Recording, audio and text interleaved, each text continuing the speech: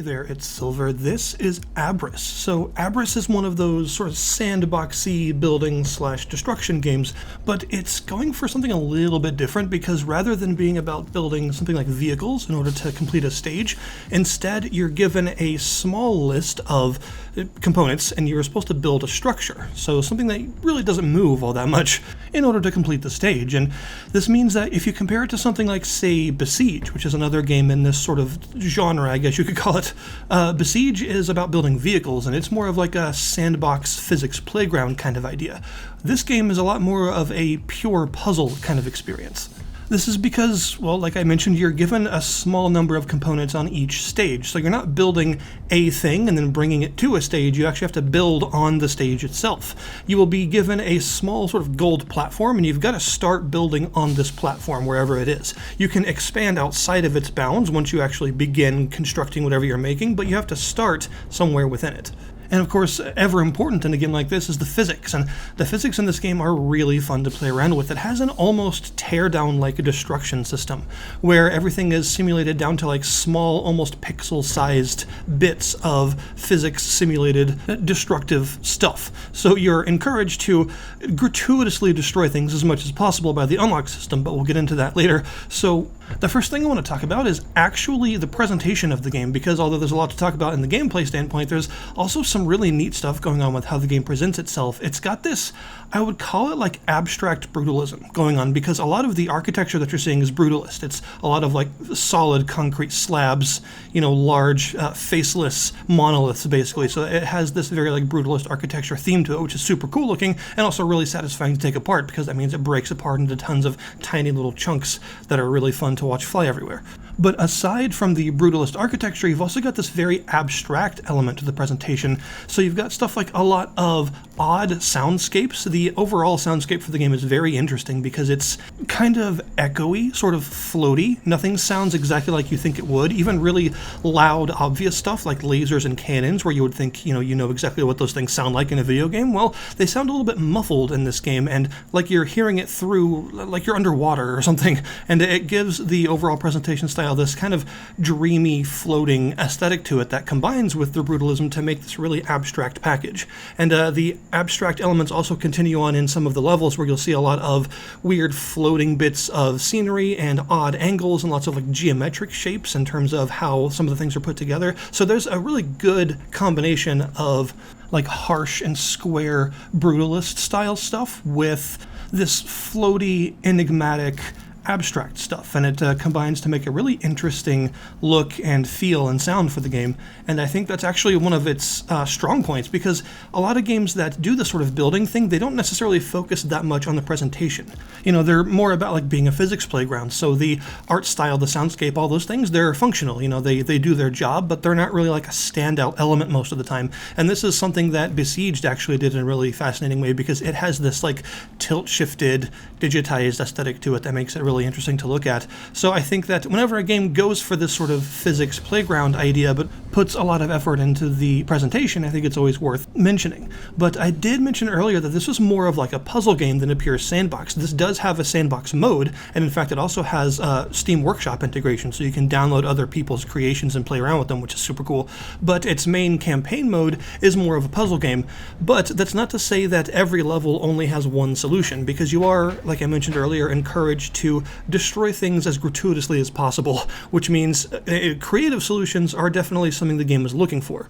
Generally, in the group of stuff that you're given to actually, build your structure, there'll be a little bit of leeway, some extra stuff you can do or some other way to do it. So if you're one of those people that doesn't like your puzzle games to be super hemmed in, where there's only one valid solution and nothing else will work, this is not quite like that. There are definitely multiple solutions to the problems that it gives you, but you are expected to work with the physics and the building in such a way as to actually accomplish these things. So there will be some levels where the solution is more direct than others.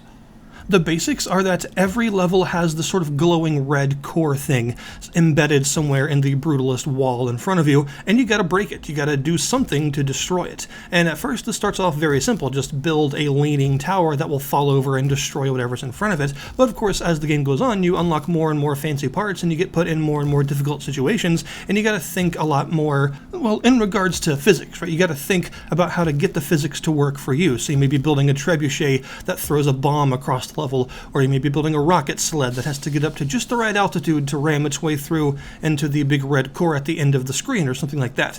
And the building tools are actually really robust and really easy to use, because you have a nice panable, rotatable camera that works well, but you've also got the ability to do things like hold the mouse button down and drag it around to more precisely build in very specific areas. So like if you want to build a block right on the very edge of one of the other blocks, you don't have to sort of make your mouse try and do it. You just click and drag, and it will sort of drag itself over to the farthest edge that is valid to build on for you. So this means the building controls work very well, but also you've got a free cam, which is super useful because of course the game has more of like an isometric camera angle. Most of the time it is fully rotatable, but it is still isometric. However, you can choose to go into like a full, almost like first person like free cam, where you can fly around like a sort of drone cam kind of idea. And this can allow you to like build on the undersides of things that you couldn't see before and other things like that to sort of fine tune your creations. Importantly for a building game like this, all the rules of how the physics work are very easy to understand. You want physics that are predictable, physics that make sense, so that you can actually afford to be creative, because you can expect how all these things will interact with each other. So the game does a good job of giving you a very robust physics playground where everything actually, makes a good degree of sense, and you can actually get used to the rules and start building ridiculous things. So you've got your assortment of basic stuff like blocks that have different weights to them. There are very heavy blocks, for instance. These are useful for doing things like catapulting other parts and some other stuff like that, or just like counterbalancing something if you need it to tilt at a certain angle or what have you. And you've also got like your longer pieces, like Tetris style pieces, that you can angle in various ways to build on. You've also got these connectors. These will actually, connect pieces together, because if you just smack two pieces together next to each other, they don't actually connect. This is useful sometimes, especially if you're building something with like rockets or something attached to it that you want to detach from the rest of the structure and become mobile, but you do have to worry about making sure you build things with connectors attached so that it doesn't all just float away or fall immediately as soon as you enable the physics. But then you've got your more active parts like rotators. These will rotate either clockwise or counterclockwise when you press the button to activate them. You've of course got more weaponry style stuff like lasers and cannons. Lasers are really fun. They just cut straight through everything they touch, including your own parts, so you got to be careful about that. But they can also be deflected by mirrors, and you'll find that there are some pretty complex puzzle levels involving multiple mirrors, and you have to deflect lasers from different angles to actually get to the destructible parts of the level with them. And then the cannons are really fun because they are expectedly very powerful, and they do a lot of damage to whatever they hit, and they fire in pretty much a perfectly straight line. But there are also some armored blocks that the cannon can't destroy, so you've got to work your way around those, or use the physics in such a way to drop them out of the way or something like that to get your cannon shell through to where it needs to go. Some of my favorites so far, though, have been things like the thrusters, which are, obviously useful, because in a physics-based game like this, having the ability to make things rocket through the air is really handy, and it's fun to see what you can do on any level where you're given thrusters to solve the level in a way they maybe didn't expect you to. Just mess around with the parts and see what you can make. But there are also these hinge parts that are really interesting, because they are a bit like the rotators, right? They rotate around, but they're not powered. They only rotate under physics. You can't make them do it. But you can attach multiple of them together to make chains. So you can actually make like chains of lasers that rotate around, and then attach some thrusters to them and make like a big rotating laser flail and stuff like that to solve some levels. And there are several levels where you actually have to do things like this and make like rotating rocket-powered chain-based abominations in order to actually get through.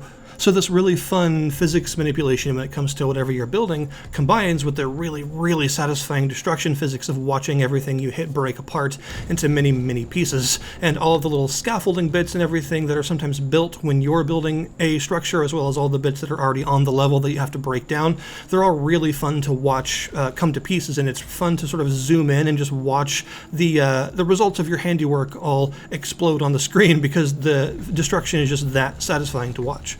I did mention some unlock points, and this is kind of an interesting bit of the campaign. So whenever you complete a level in the campaign, and you'd simply complete it, of course, by destroying all those red things, you don't necessarily have to collapse every single building on the level, you just have to get to all the red bits and blow them up or drop them into the void or what have you. And when you do this, you win, but you're given a score at the end that is based around how many structures you had to build in order to do it, as well as how much of the level total you destroyed. And if you're able to get the level down in the minimum number of moves, meaning you only built like 1 or 2 structures to do it, and you're also able to destroy almost all of the level, then you get an unlock point. And there are various levels on the world map that you go to in between missions where they're not connected to the other levels, so you actually have to spend these points to do them. And these are usually, of course, much more difficult puzzly levels that involve more complex solutions and things, so you can actually earn these unlock points by going around and being really thorough with your destruction of all the previous levels, and then use them to unlock even harder stuff later on.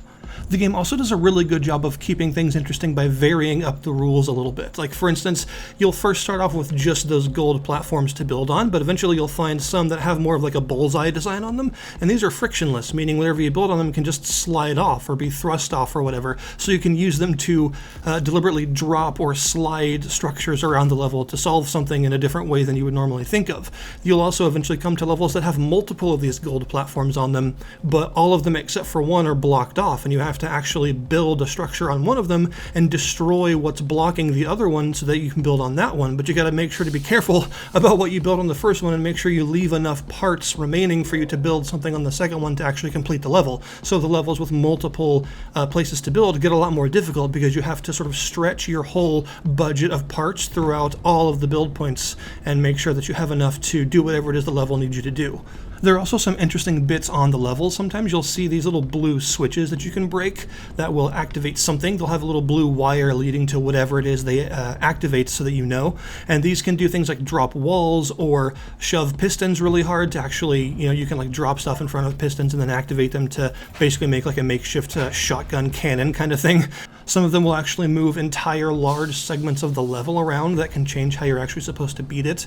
Some of them will activate giant cannons in the level, which are super cool, and others can actually do things like switch gravity on and off. There are some levels that are completely in 0G, so that obviously changes how you have to build things, and then there's some where you can actually switch between normal gravity and zero gravity sometimes, so you might need to build something that can activate the zero gravity and then build something else that can sort of skate along in 0G in order to get to the end and actually blow up the final objective and stuff like that. So the game does definitely do a good job of keeping it interesting by constantly varying up all the various hazards that you can build with, and just all that stuff to mean that there's a lot of gameplay variety here, which is important for a more physicsy puzzle game like this. Overall, I'd say this is actually a really solid game because it has a very satisfying destruction engine behind it that I would like to see in some more stuff, although I don't know how well it scales up, like frame rate wise, but it is super cool, and the overall building is just really enjoyable because of the cool aesthetic and the interesting variety of parts and things that you get to mess around with to make your own weird structures that are somehow effective despite barely working in some way, because that's just kind of the fun way to do it. I would say this game's time in the early access system served it very well and created a very polished and interesting experience, and the fact that it also has that sandbox mode as well as an endless mode and workshop support means there's a lot here to actually enjoy, and it's only $20, which really isn't bad for the amount of stuff it offers. So I'll put the link in the description below this video to the Steam store page so that you can go and look at this game on your own time. Thank you guys very much for watching, and I'll see you next time.